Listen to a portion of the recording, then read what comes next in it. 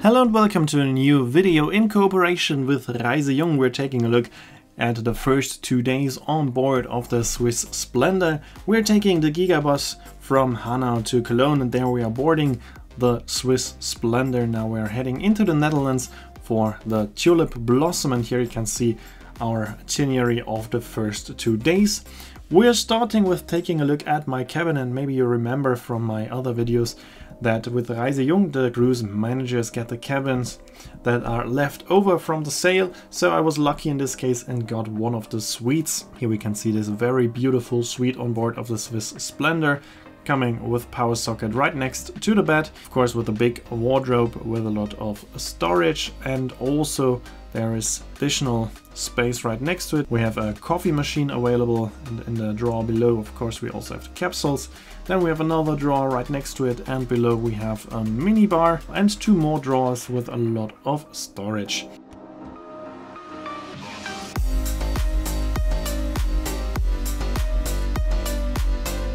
Right next to it we have the spacious bathroom, which is also very nice, but that's very important to note. All suites are coming with a bathtub. That means if you want to take a shower you have a big step. That's the case in all suites on board of the Swiss Splendor.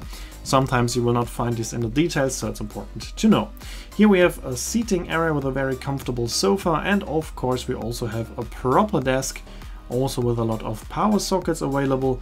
And then we have the French balcony, and then we have a second window next to the sofa. So it is a very nice and pleasant cabin, and as you can see, we've already left Cologne. We're now heading into the Netherlands. The weather was not perfect, was a bit grey and rainy on the first day of the cruise, and in the evening it was already time for the first dinner on board, as always with Skilla with a very nice quality. But we thought that the food quality on board the Swiss Splendor is not as good as on other Skilla ships, but it was still very good food on board.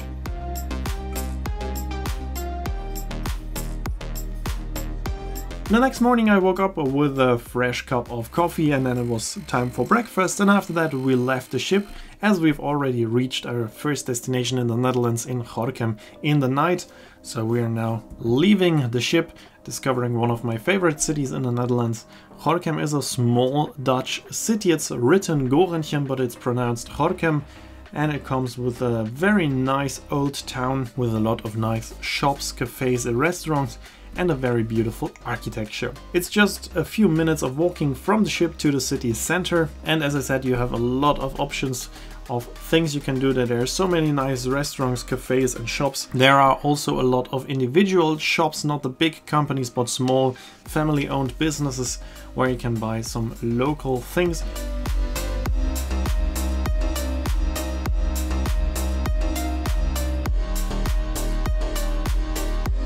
My favorite shop is the Dots concept store, where you can get nice gifts, and then we headed on to the main shopping street, where you find the big companies, the famous shops that you find in most cities.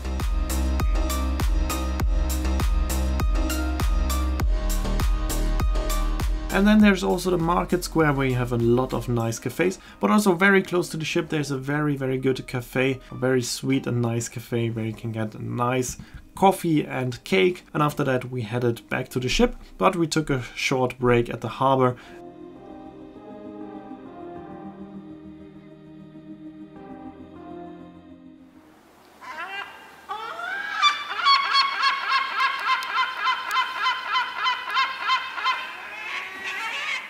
So as you can see, it is a very beautiful city, always worth a visit. But now it's time to head back to our wonderful Swiss Splendor, because we're only spending the morning here in Gorinchem, and now we're heading on to our next destination, which will be Rotterdam, and that's why we're heading back on board. Lunch, as always with Skilla, is served in a combination of buffet and a la carte. You can get your salad and a dessert from the buffet, and the rest is served at the table. We're then heading to Rotterdam, sailing past several shipyards where you can see new built cruise ships. Here you can see a ship of Lufthansa Cruises, and then we're also sailing past the shipyard where the ships of Skilla are built.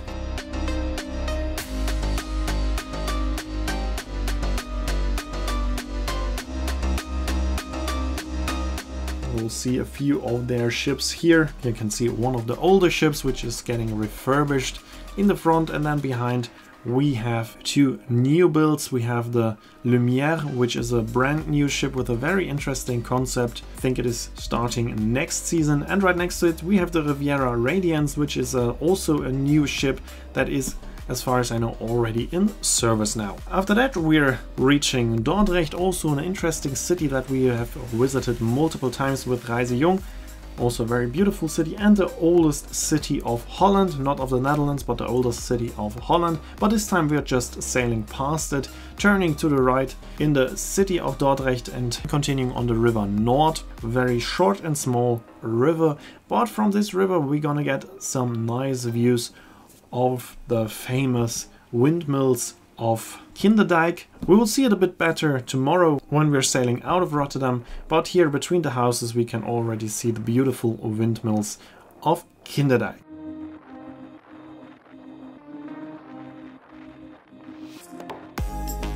Here we can see a replica of Noah's Ark has been rebuilt according to the Bible with the measurements of the Bible. Quite impressive and interesting to see. As far as I know, it's not used anymore. It's just docked here in an industrial port since several years.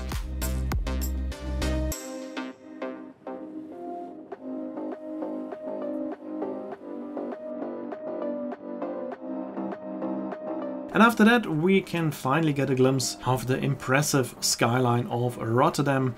And then we've docked in the city, which is one of my favorite cities in the Netherlands because it is so different from other Dutch cities. It is a very modern city. It has been completely destroyed in World War II and has been rebuilt in a modern way. And since then it is one of the most important architectural cities in Europe. Every single building has some architectural feature which is unique. So it is very interesting to walk through this beautiful city. Our excursion in the evening was a tour with a historic tram. We're going to see all the sides of Rotterdam from the tram window. Due to high demand we even got two trams. Those are Duvac trams from the year 1965. Not that old, but for a modern city like Rotterdam, of course, they are very old. Nowadays they are using much more modern trams, but with this old and nice tram we are now going under the cubic houses and past the famous market hall and continuing heading on into the city.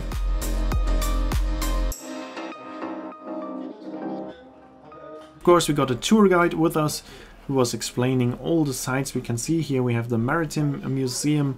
And now we're heading in the direction of the Erasmus Bridge. We're not going over the bridge, but we're going right next to it. And there we stopped for a moment. Everybody was allowed to step out of the tram, take some nice pictures of the Erasmus Bridge, the skyscrapers and the cruise ship of Princess Cruises during a wonderful sunset and a perfect evening light. So that was very nice that we were allowed to step out of the tram here.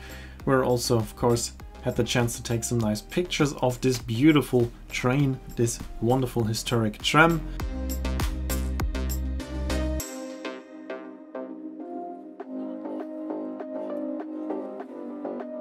And then we headed back on board and continued our tour through the city of Rotterdam. In other countries there are cities that are using this tram still on a regular basis, but here in Rotterdam they are only used for touristic reasons.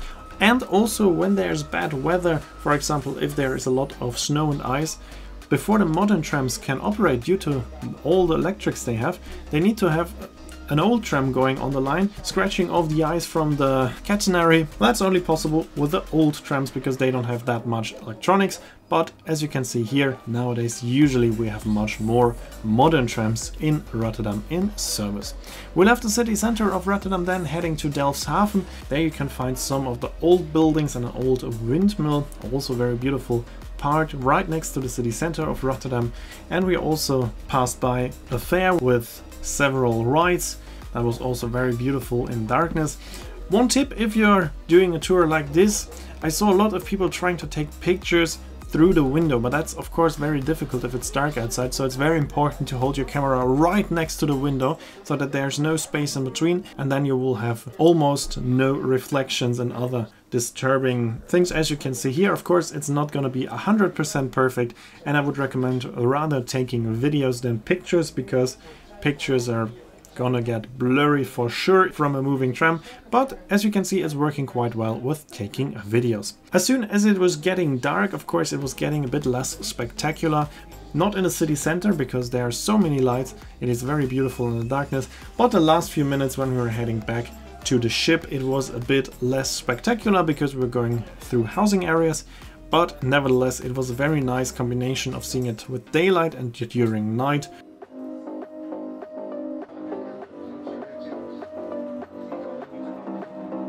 And now we're heading back to where we started. Here we can take a look at the interior of this nice train, and here the tram is already leaving and we're now walking back to the ship. Unfortunately our docking location was not in the city center, it was a bit further away, still in walking distance but a bit further away, but it meant that we have the most beautiful view of the city. We stayed overnight in Rotterdam and we had this fantastic view. It was also spectacular to see the ship in front of the skyline of Rotterdam. And that's it for the first 2 days on board. Here you can see when the next video with the next 2 days will be uploaded and the name of the song. As always, I'd like to say thanks for watching, hope you enjoyed the video, and if you did, make sure to comment, like, subscribe or share the video link, and I hope to see you in my next video.